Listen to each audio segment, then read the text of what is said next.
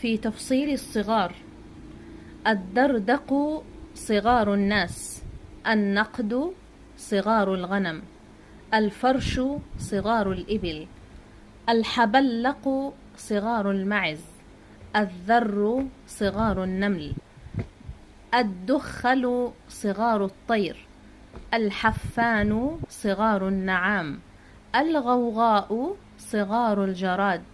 الهمج صغار الذباب، الحشرات صغار دواب الأرض.